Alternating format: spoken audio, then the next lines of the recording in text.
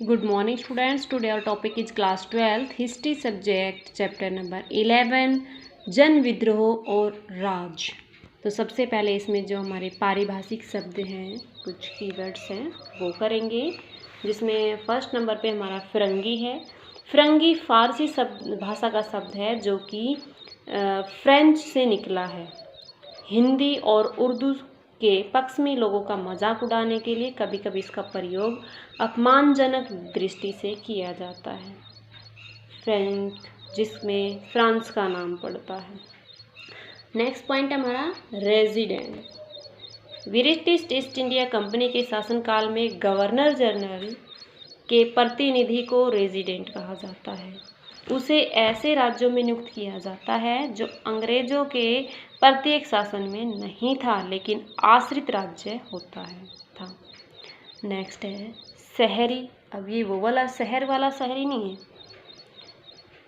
रोज यानी कि रमजान महीने के व्रत के दिनों में सूरज निकलने से पहले का जो भोजन होता है वो शहरी कहलाता है। Governor general. Governor general Bharat में ब्रिटिश सरकार का मुख्य प्रशासक गवर्नर जनरल कहलाता था।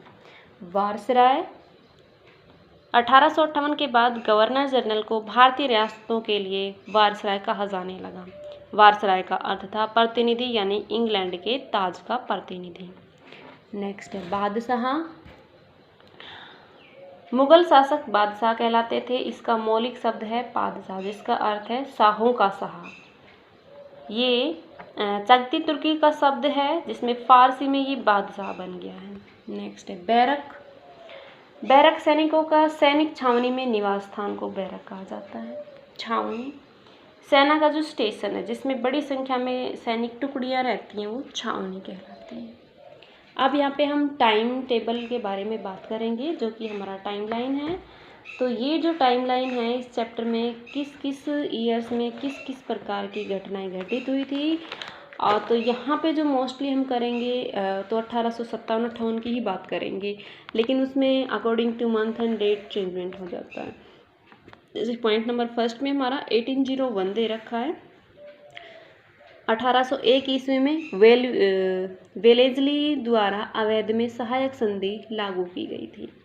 13 फरवरी 1856 को अवध का ब्रिटिश साम्राज्य में विलय होना। 10 मई 1857 को मेरठ में सैनिकों द्वारा विद्रोह होना। 11 मई 1857 को विद्रोही सेना का मेरठ से दिल्ली पहुंचना।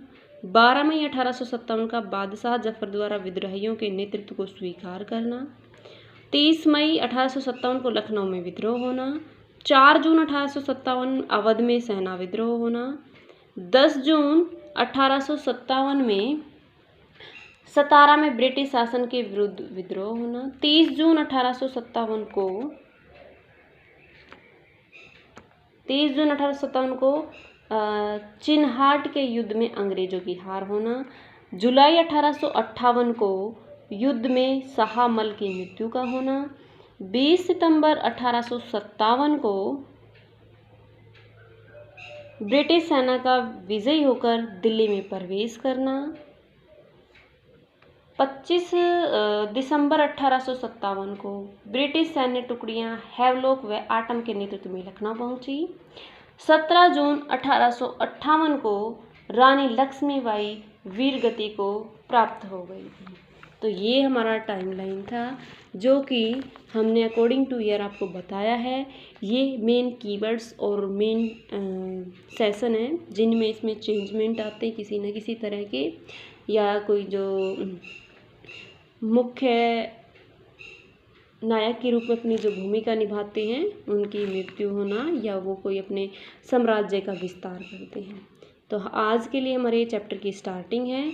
नेक्स्ट डे से हम इसकी आपको सबसे पहले समरी बताएंगे चैप्टर की, और समरी के बाद ही हम आगे चैप्टर के क्वेश्चन आंसर्स करेंगे।